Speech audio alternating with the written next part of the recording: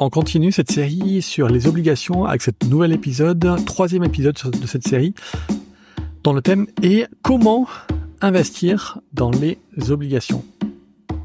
J'ai toujours avec moi Antonin Loriot, conseiller en gestion de patrimoine et également auteur du blog apprendre-à-investir.net pour nous aiguiller sur ce sujet. Antonin, rebonjour. Rebonjour David. Comment on fait pour investir dans les obligations ? Alors pour investir dans les obligations, on va avoir plusieurs possibilités. On va déjà pouvoir acheter des obligations individuelles. Alors on peut les acheter à la fois sur le marché primaire ou sur le marché secondaire. Le marché primaire, c'est l'endroit où les titres financiers, comme les actions et les obligations, sont émis pour la première fois. Donc c'est là où les entreprises et les gouvernements lèvent des capitaux directement auprès des investisseurs, donc en vendant des émissions de titres, donc en vendant des obligations tout simplement. Alors le marché primaire, c'est quand même un marché qui s'adresse plutôt aux investisseurs institutionnels comme des fonds de pension, des compagnies d'assurance, des banques d'investissement. Donc pour les investisseurs particuliers comme toi et moi, on va plutôt trouver des obligations sur le marché secondaire. Donc c'est des obligations qui existent déjà, qui ont déjà été créées, et on va pouvoir les acheter et les vendre. Donc le marché secondaire, c'est le marché boursier, tout simplement. Alors la deuxième façon d'acheter des obligations, ça va être de les acheter via des fonds communs de placement obligataire. Donc ces fonds communs de placement obligataire, en fait, c'est des regroupements d'investisseurs qui se réunissent pour acheter un portefeuille diversifié d'obligations. Et enfin, il y a les ETF obligataires, qui sont aussi des fonds communs de placement obligataires, mais à la différence près qu'ils vont se négocier sur les marchés comme des actions. C'est-à-dire qu'on va pouvoir les acheter et les vendre en quelques secondes, hein, de manière immédiate. Quels sont les avantages et les inconvénients d'acheter des obligations individuelles ? Alors, on va voir à la fois plusieurs avantages et plusieurs inconvénients. Parmi les avantages d'acheter des obligations individuelles, ça va nous permettre d'avoir plus de contrôle sur nos investissements, parce qu'on va pouvoir sélectionner des obligations qui correspondent précisément à nos besoins, que ce soit en termes de durée, de qualité du crédit et de rendement. Alors, sur un fonds commun obligataire, on va aussi pouvoir choisir les durées, les qualités et le rendement, mais pas de manière aussi fine en fait, parce que on va avoir des obligations qui vont être quand même assez différentes. Tandis que si on cible des obligations individuelles, on va pouvoir choisir une obligation avec une durée particulière, une qualité de crédit particulière et un rendement qui lui sera propre. Le deuxième avantage des obligations individuelles, c'est qu'il n'y a pas de frais de gestion. Donc les frais de gestion, on va les trouver dans les fonds obligataires. Et donc si on achète des obligations individuelles, il n'y aura pas de frais de gestion. Donc ça va nous permettre d'améliorer un petit peu le rendement avant impôt. Et à côté de ça, bien sûr, il y a des inconvénients. Si on achète des obligations individuelles, notre diversification va être un peu plus limitée parce qu'on va rarement acheter 30 ou 50 obligations individuelles différentes. C'est aussi un petit peu plus complexe d'acheter des obligations individuelles parce qu'il va falloir faire une analyse de chaque titre, ce qui nécessite d'avoir une certaine compréhension des risques. Voilà, c'est un peu plus compliqué sans avoir une certaine expertise financière, ne serait-ce que parce que les obligations ont leur propre jargon. Voilà. On a aussi moins de liquidité si on achète des obligations individuelles. Parce qu'elles vont être moins liquides. Alors, quand on parle de liquidité, c'est la capacité à vendre et acheter facilement des titres sur le marché.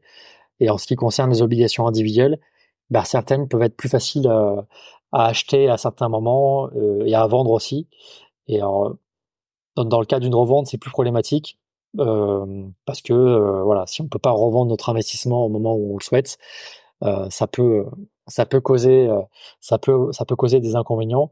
Donc voilà, c'est ça, ça offre un peu moins de liquidité sur les marchés que les fonds communs de placement et les ETF. Tu as parlé donc de fonds obligataires, fonds communs de placement obligataires. Est-ce qu'il existe différents types de fonds obligataires ? Alors oui, il y a différents types de fonds obligataires et en fait, ceux qu'on va pouvoir trouver, en fait, ils vont être différenciés selon le type d'obligation qu'on va trouver à l'intérieur. Donc, par exemple, on va avoir des fonds obligataires gouvernementaux qui vont contenir des obligations qui vont être émises par les gouvernements, donc des obligations qui sont considérées comme plus sûres, comme les gouvernements ont généralement une capacité plus élevée à honorer leurs dettes. On va aussi avoir des fonds obligataires d'entreprise, donc avec à l'intérieur des obligations qui vont être émises par des entreprises privées, donc qui vont offrir à la fois plus de rendement, mais aussi un petit peu plus de risques, parce on n'est pas sur des obligations gouvernementales. Et d'ailleurs, les fonds obligataires d'entreprise, on va pouvoir trouver des sous-catégories entre les fonds obligataires de qualité investment grade, donc ça va être des obligations d'entreprise qui ont une bonne solvabilité, qui vont être plutôt bien notées par les agences de notation, donc avec un risque de défaut qui est relativement faible. Et de l'autre côté, on va trouver des obligations d'entreprise plutôt à haut rendement, donc high yield, donc qui vont être émises par des entreprises qui ont une solvabilité un peu plus faible et en échange de ça, qui vont offrir des rendements un peu plus élevés, mais avec un peu plus de risques. On va aussi trouver des fonds obligataires émergents, donc là, ça va être des obligations à l'intérieur qui sont exposées à des économies en croissance rapide, mais qui ont un risque supplémentaire qui est lié à la fois à la fluctuation des devises, parce que les pays émergents vont pas utiliser l'euro, ni le dollar même. Et c'est aussi des pays qui ont des conditions économiques et politiques qui vont être parfois relativement moins stables que celles des pays développés. Parmi les autres types de fonds obligataires qu'on va trouver, on va avoir des fonds obligataires indexés sur l'inflation. Donc là, on va avoir des obligations dont le paiement des intérêts et le principal va être ajusté en fonction du niveau d'inflation. Donc, par exemple, aux États-Unis, il y a les TIPS, qui veut dire Treasury Inflation Protected Securities. Donc, c'est des obligations qui offrent une protection contre l'inflation, ce qui est utile, comme on s'en doute, en période d'inflation. Ce type d'obligation existe aussi en Europe, sous le nom d'Inflation Linked Bond. Et enfin, on va avoir des types de fonds obligataires qui vont contenir des obligations qui vont être classées selon leur échéance.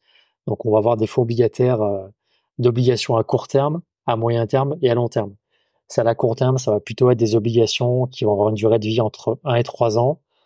Les fonds obligataires à long terme vont plutôt avoir des obligations qui vont avoir une durée de vie supérieure à 10 ans. Et entre les deux, les obligations à moyen terme seront des fonds dont les obligations vont se situer entre 3 et 10 ans à peu près. Et enfin, on va avoir des fonds obligataires, ce qu'on appelle des fonds obligataires datés, c'est-à-dire que contrairement aux fonds obligataires, donc tous les autres fonds obligataires dont j'ai parlé, qui peuvent être investis de manière continue, ces fonds obligataires datés, ils vont avoir une date de maturité définie à l'avance, donc souvent comprise entre 2 et 7 ans. Et donc à l'issue de cette date, donc le fonds va être carrément liquidé et les investisseurs vont récupérer leur capital. Alors moins s'il y a des frais ou des pertes, et plus s'il y a eu des gains en capitaux et des coupons réinvestis à l'intérieur. C'est un petit peu l'idée à la base. Donc tu parles de fonds obligataires.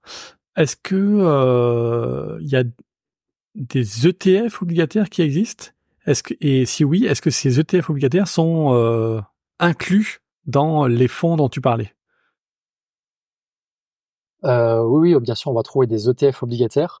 Alors on peut d'une part les inclure dans la grande catégorie des fonds obligataires parce que ça permet à la fois d'investir dans un grand nombre d'obligations, et donc c'est des fonds qui vont être achetés par un grand nombre d'investisseurs. Donc là-dessus, les ETF obligataires et les fonds communs obligataires ont pas mal de similitudes, mais les ETF obligataires vont distinguer sur 2 points. Le premier, ça va être que les ETF obligataires peuvent être achetés, vendus comme des actions en bourse, c'est-à-dire qu'on peut les acheter et les vendre immédiatement. Si par exemple, si on ouvre un compte chez un courtier, un compte titre chez un courtier, en un clic, on peut acheter un ETF obligataire. On peut aussi le revendre en un clic. Et le second point, c'est que ces ETF obligataires, en fait, ils vont suivre des indices. C'est-à-dire qu'en fait, il va pas y avoir un gérant qui va faire une sélection discrétionnaire, qui va se dire, tiens, je vais aller choisir telle obligation plutôt que telle autre pour mettre dans mon ETF. Non, là, l'ETF obligataire, il va fonctionner un petit peu à l'image d'un ETF d'action qui va suivre un indice. Il va fonctionner un petit peu de la même manière, de manière automatique. Donc, il va simplement répliquer un indice obligataire qui, lui, peut un petit peu évoluer au cours du temps. Mais voilà, il y a pas de sélection d'obligations qui va être fait au niveau de l'ETF. L'ETF va simplement répliquer un indice. Et donc, il va y avoir des avantages par rapport à ça. Et, euh, et le point que j'ai pas mentionné aussi, c'est que les ETF obligataires sont relativement moins chers que les fonds communs de placement obligataires. Mais ça peut aussi faire partie des avantages des ETF obligataires dont on va peut-être parler. Ouais, je comprends, ouais. Là où je m'interroge, c'est sur la manière dont les ETF obligataires renouvellent les obligations. Est-ce que tu peux nous expliquer les obligations qui sont incluses dans ces ETF? Est-ce que tu peux nous expliquer la mécanique qu'il y a derrière? Oui, en fait, les ETF obligataires, ils vont détenir un panier d'obligations, donc qui va refléter un indice spécifique. Et alors, pour s'assurer que le portefeuille, donc pour que l'ETF obligataire reflète toujours son indice, donc les gestionnaires vont ajuster les titres détenus dans l'ETF, ce qui va impliquer de vendre certaines obligations parfois, d'en acheter d'autres. Alors, ça peut être de temps en temps avant leur échéance. Et en fait, ça va permettre de maintenir la composition et la durée de vie moyenne de l'ETF pour qu'il soit en fait aligné avec l'indice qu'il est censé répliquer. Par exemple, si on prend un indice obligataire comme le Bloomberg US Aggregate Bond Index, donc qui est un indice d'obligations américaines variées avec des obligations d'État et d'entreprise, euh, ça signifie que donc l'ETF va forcément avoir des obligations américaines, gouvernementales ou d'entreprise, avec des maturités assez variées. Alors de ces maturités-là, comme il n'y a pas d'indication, on va avoir tout type de maturité, donc de 1 à 25 ans. Mais si à l'intérieur de l'ETF, il y a une obligation qui va arriver à 1 an de son échéance, en fait, elle va sortir de l'indice. Parce que dans cet indice-là, il va pas y avoir d'obligations qui vont avoir une durée inférieure à 1 an. Et donc l'ETF, ce qu'il va faire, c'est qu'il va revendre l'obligation avant qu'elle arrive à échéance. Dès qu'elle va se rapprocher à 1 an de l'échéance, elle va être revendue et elle va être remplacée par une nouvelle qui va correspondre au standard de l'indice. Et comme ça, mécaniquement, on va avoir une rotation des obligations au sein de l'ETF. Donc c'est automatisé, hein. Nous, en tant qu'investisseurs, on n'a rien à faire de particulier. Comment on fait pour choisir le bon type de fonds obligataire en fonction de ses objectifs? Là, en fait, typiquement, si l'objectif principal est de préserver le capital sur un horizon à court terme, on va plutôt s'orienter vers des fonds obligataires à court terme, voire des fonds monétaires qui sont des obligations d'une durée comprise entre quelques jours et 1 an, et plutôt aussi choisir des obligations de haute qualité. Donc, ça va être des investissements notés au moins investment grade. Et inversement, si on a un objectif qui est plus lointain ou alors avec une tolérance au risque qui est plus élevée, on va pouvoir aller sur des fonds obligataires qui ont une échéance à un moyen ou à long terme et donc qui vont être un peu plus performantes à la fois, mais aussi plus volatiles. Mais si notre objectif est plus lointain, la volatilité va pas forcément être un souci à court terme. Alors après, il faut aussi qu'on soit prêt à supporter cette volatilité-là. Mais voilà, ça peut nous donner un indice sur la manière dont sélectionner un petit peu le type de fonds obligataire par rapport à nos propres objectifs. Quelle est la différence entre un fonds obligataire qui capitalise et un fonds obligataire qui distribue des coupons? Alors un fonds obligataire qui distribue les coupons, en fait, il va tout simplement, ce qu'il fait, c'est qu'il va reverser les coupons qui vont être distribués par les obligations qui sont à l'intérieur du fonds. Donc le fonds va percevoir ces coupons-là et il va les reverser 1 ou 2 fois par an. Alors selon son mode de fonctionnement, il va les reverser directement aux investisseurs. C'est-à-dire que si tu as acheté un fonds obligataire dans un compte titre, régulièrement tu vas avoir une distribution de coupons 1 ou 2 fois par an. Donc ça va tomber dans la partie liquidité du compte titre. Euh, donc l'avantage de ça, c'est que tu vas pouvoir avoir des revenus réguliers. Par contre, l'inconvénient, c'est que tu vas être imposé sur cette distribution de coupons. Euh, et alors pour faire la différence avec les fonds obligataires qui vont être capitalisants, eux en fait ils vont, on dit qu'ils capitalisent les coupons. En fait, ce qu'ils font, c'est que les coupons d'obligations qu'ils vont percevoir, ils vont les réinvestir automatiquement dans leur fonds. Alors, ça peut être via l'achat de nouvelles obligations. Et donc, en capitalisant les coupons reçus, au lieu de les distribuer, comme dans l'exemple précédent, ça fait un petit effet boule de neige. C'est-à-dire que au lieu d'avoir un coupon qui va être détaché et distribué aux investisseurs, vu qu'il est réinvesti, ça va permettre aux fonds obligataires capitalisants de croître plus vite en valeur. Donc ça correspond plus aux investisseurs qui ont une durée, qui ont une vision un peu plus à long terme et qui vont pas forcément chercher à obtenir des revenus dans les médias. Et il y a un avantage fiscal par rapport à ça, c'est qu'en capitalisant le coupon, bah nous, en tant qu'investisseurs, on va pas payer d'impôts parce que le coupon, en fait, on va pas le percevoir. Donc, s'il n'y a pas de coupon perçu, il n'y a pas d'imposition sur le coupon. On voit souvent que les obligations sont classifiées, comme tu l'expliquais, en high yield, par exemple, ou investment grade. Est-ce que tu peux nous expliquer ce type de classification, comment les interpréter? Alors tout à fait, il y a différentes notations ou différentes appellations qui font référence à la qualité de l'obligation. Alors tout d'abord, on a ce qu'on appelle une obligation investment grade, donc de qualité investment grade. Donc ça fait référence aux obligations qui sont considérées comme ayant un risque de défaut relativement faible, hein. C'est des agences de notation qui considèrent que le risque de défaut est faible. Donc les agences de notation, bah, ça va être Standard & Poor's, Moody's, Fitch, hein, donc elles sont américaines, et donc elles vont attribuer des notes aux différentes obligations. Donc ces notes-là vont aller du triple A, donc ça c'est pour la meilleure note, jusqu'à la plus mauvaise qui va être C, voire D. Et les obligations investment grade, ça va être toutes les obligations qui vont avoir des notations au moins triple B. Donc triple B, ça va être le minimum, mais on va avoir aussi celles qui vont être notées A, double A ou triple A. Tout ça, ça va être du investment grade, donc plutôt des obligations de qualité avec un risque de défaut assez faible. Et à côté de ça, on va avoir des obligations high yield, donc au rendement en français. Et donc ça, c'est un type d'obligation qui est considéré comme ayant un risque de défaut plus élevé que les obligations de qualité investment grade, parce que ça va être des obligations de société qui vont être jugées plus à risque par les agences de notation. Et donc ces obligations-là vont être plus rémunératrices pour compenser ce risque plus important. Et donc, au niveau de la notation, ça va être tout ce qui va être en dessous de triple B, donc le double B, le B, le C notamment.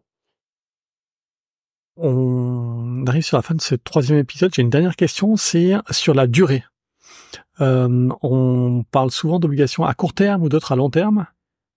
Est-ce que tu peux nous expliquer, peut-être nous donner un exemple d'un scénario où il serait préférable de choisir un fonds obligataire à court terme et un autre plutôt à long terme?